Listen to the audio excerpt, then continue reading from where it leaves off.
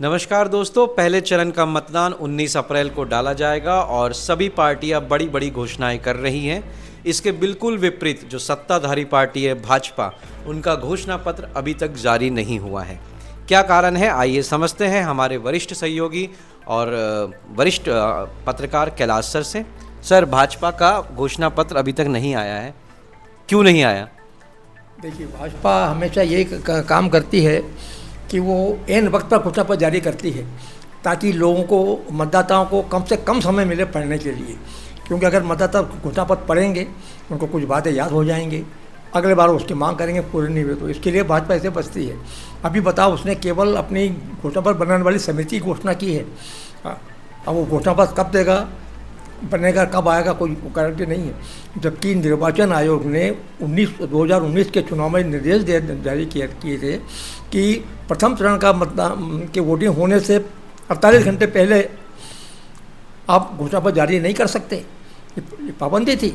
लेकिन अब तो निर्वाचन आयोग भाजपा के रिमोट पर चलता है, जो करे वो तो थोड़ा है।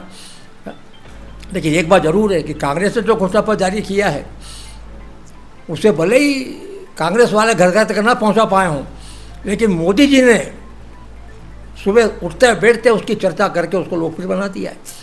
मोदी ने जब ये लगाया कि मुस्लिम लीग से जुड़ा हुआ है, इसके हर पन्ने से देश को तोड़ने की बू आ रही है, तो लोगों ने बुला के घोषणा पत्र पढ़ना शुरू कर दिया। तो सबसे ज़्यादा उन्होंने लोकप्रियता प्रदान कर दी है, जबकि अपना घोषणा पत्र जारी नहीं कर पा रहे हो। ये है। एक बात और है कि पार्टियां घोषणा तो करती है, लेकिन उन घोषणाओं को पूरा करने के लिए मतलब कैसे पैसा आएगा? जैसे कि अभी कांग्रेस में ये कहा है कि हर गरीब महिला को 1 लाख रुपए सालाना, ग्रेजुएट को 1 लाख रुपए सालाना स्टाइपेंड मिलेगा।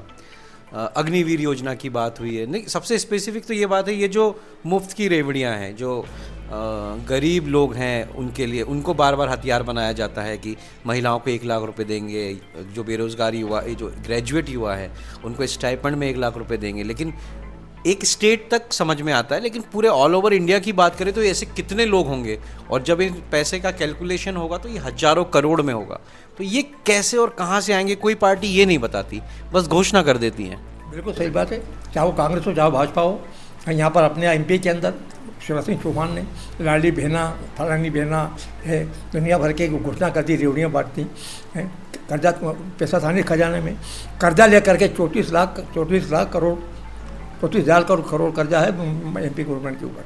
लेकिन आज भी महिलाओं को पैसे मिल रहे हैं। क्या करोगे? जानते हैं, अगर महिलाओं को पैसे देना बंद कर दिए तो लोकसभा चुनाव में उसका उल्टा परिणाम साबित होगा। तो लोकसभा चुनाव के वोटों को पक्का करने के लिए योजना चल रही है। वो कर्जा ले लेकर के आप वो कर रहे हो सर। लेकिन जैसे जो गरीब लोग हैं, जो बेसहारा है, उनको इन योजनाओं का लाभ मिलना चाहिए, इस पर आपकी क्या राय है? मतलब उनको तो मिलना ही चाहिए ना। बिल्कुल मिलना चाहिए भाई। ये तो दीनदयाल उपाध्याय ने कहा था, अंत्योदय उनकी योजना थी, ये योजना थी उनकी, कि कतार में आखिरी में जो लोग आदमी खड़ा है उस तक लाभ पहुंचना चाहिए आपकी योजना का। लेकिन वो नहीं हो रहा, बिल्कुल नहीं हो रहा। राजीव गांधी के ज़माने में राजीव गांधी ने कहा था कि हम 1 रुपया बेचते हैं केंद्र से राज्य में और 15 पैसे पहुँचते हैं वहाँ, तो बीच के 85 पैसे कहाँ जाते हैं? वही हालत आज भी है। केंद्र से मिलने वाली जो सहायता है वो बीच में गड़बड़ हो जाती है, लोगों तक नहीं पहुँच रही है।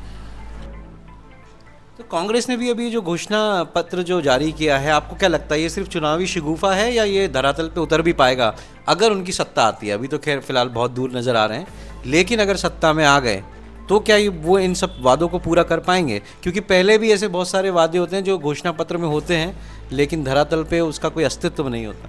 नहीं, देखिए, इस मामले में एक बात ज़रूर है, कांग्रेस के बारे में कही जा सकती है। कांग्रेस ने जो वादे किए हैं उनमें से लोग कहते हैं कि उन्होंने अधिकतम वादे पूरे किए हैं। उदाहरण के तौर पर आप छत्तीसगढ़ देख लीजिए, राजस्थान देख लीजिए, कर्नाटक देख लीजिए। कर्नाटक में जो उन्होंने कहा वो पूरा किया है। तो कांग्रेस के बारे में तो ये है, लेकिन ये जो उन्होंने लंबी लंबी घोषणा की हैं, अब 1 लाख रुपए साल गरीब महिलाओं को, अब देश भर में करोड़ों गरीब महिलाएं, बिल्कुल सही कह रहा हूँ, नहीं है। इसके पहले कांग्रेस का पास नारा था गरीबी हटाओ। इंदिरा जी के ज़माने में गरीबी हटाओ नारे ने सबसे ज़्यादा जोर पकड़ा था। लेकिन उसके बाद उन गरीबों का जो आशियाना था तुर्कमान गेट दिल्ली में, आपातकाल के दौरान उसको नेस्त नाबूद कर दिया कांग्रेस ने। गरीबी हटाओ के बजाय गरीबी को हटा दिया वहाँ से। इसकी चर्चा दुनिया भर में रही है और उसका गमेजा इंदिरा गांधी को भुगतना पड़ा है। जबकि उन्होंने गरीबियों के लिए आवास देने के लिए 20 सूत्री कार्यक्रम चलाया था। उस 20 सूत्री कार्यक्रम में कुछ कार्यक्रम ऐसे थे जो गरीबों के हित में थे, लेकिन उन पर अमल नहीं हो पाया। अभी राहुल गांधी का भी एक बयान है कि हम चुटकी बजाएंगे और गरीबी हट जाएगी, ऐसा ही एक बयान उन्होंने दिया है, तो अब इस पर क्या कहेंगे? क्या कहेंगे? ना तो राहुल गांधी और ना माननीय मोदी जी अलादीन है, ना उनके पास अलादीन का चिराग है कि रगड़े और भूत निकला हुक्म मेरे आका गरीबी हटाओ हटा देगा, ऐसा संभव नहीं है। ये केवल चुनावी वो जुमला है, ये शगुफा है, कोई खास अंतर नहीं है दोनों में। हाँ, तो दोस्तों ये थे हमारे कैलाश सर। आप लोगों से भी यही निवेदन है कि सभी पार्टियों के वादों को पढ़िए, समझिए और अपने हिसाब से जो आपको ठीक लगता है उसको चुनिए, लेकिन जब भी आपके शहर में, आपके स्टेट में मतदान हो तो मतदान ज़रूर करें। यही हमारी आपसे विनती है। धन्यवाद।